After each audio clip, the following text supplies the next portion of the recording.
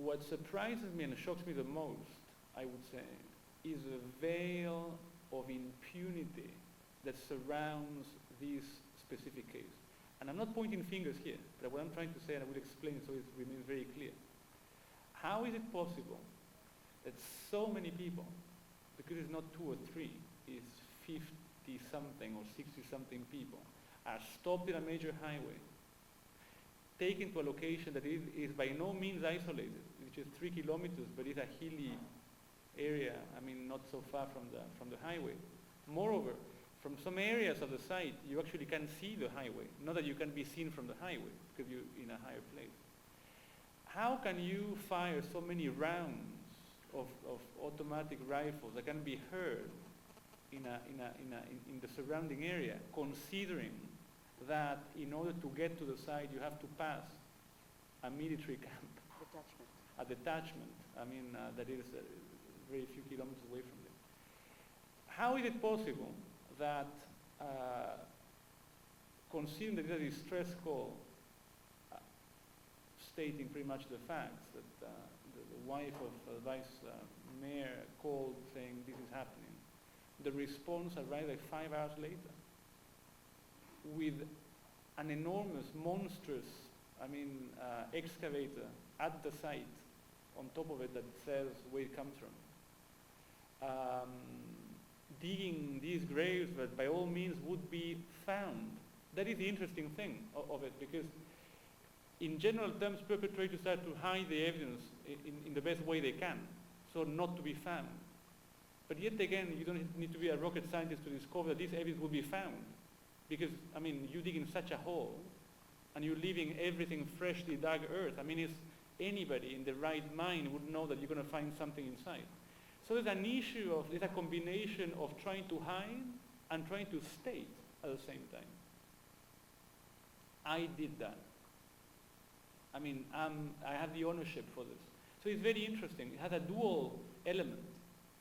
And that is the most surprising thing, I would say, from a personal standpoint. It is quite surprising. I'm much more used to perpetrators trying to get rid of the evidence in any possible way. Look at the Balkans. They went back and started digging up graves and opening little holes and putting bits and pieces of people, or burn them, or throw them to the sea, or whatever. Or in my own country, people, trying to say, no, I have nothing to do with this.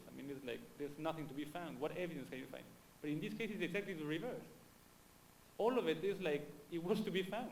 So there's an element of trying to cover up, but at the same time to show it. So this ambivalence is quite shocking, I would say. That's my perspective. What concerns me the most is not necessarily how fast certain tests are being conducted. What concerns me the most is the collation of all the bits and pieces of information that have been handed over by different agencies. That is what concerns me the most. Because some of it is with NBI, some of it is with PNP, who knows with who else. The question is not, I have 2 million cartridges and I know there were 100 shooters. That's not the issue. Because let's take a very practical example. We define how many shooters we have. As Chris said, how many people pull the trigger doesn't mean how many people were at the scene. You could have 100 people as bystanders or doing securing the area, and just 7 or 8 or 10 shooting. That's one issue. Second issue, let's say you know how many shooters at least represented based on the casings that were found. And I say at least because I believe that if we go back to the site and we spend 3 more days, you're going to have more casings. I'm not saying another 100 casings, but maybe 5 more or whatever. And that add a quality to that. But then you have to try to match those casings with a weapon. To try to ascribe that weapon with this person that will actually pull the trigger. Are the weapons being seized? I do not know. So it's not only, let's say, doing that. Or another example, just a very practical example. Harry mentioned, the laptops and the cell phones have been found, the cache of it. Have we drawn a list of what type, brand, make of cell phone each person was carrying?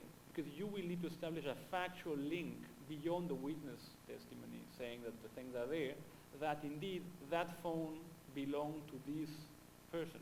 That's another factual link. So all those links are the problem. It's not really testing things. I believe that things are being tested as we speak. That the issue is not having a lot of tests results, but to put them all together. Because what we want to try is to reconstruct, or that the idea would be that an independent version coming from the evidence itself is being drafted and prepared to be contrasted with whatever other information is collected by investigators from witness statements and who saw whom and whatever. But you want to try to prove unmistakably that actually, even if I say I wasn't there, and somebody said they saw me there, I had to try to prove that that person was there for other reasons. That's kind of the trick.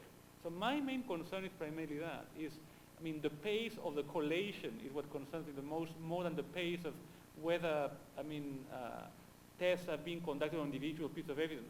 Obviously, delays are to be expected. As I'm telling you, we've been just like 3 days ago back at the site when more things have been found. So these things were taken, I presume, that day to the police or whatever, and I don't know from where they're going to be carrying out the test. Is the thing go to Gensan, will it go to Gensan, in Camp Krame here? I'm not privy to that information.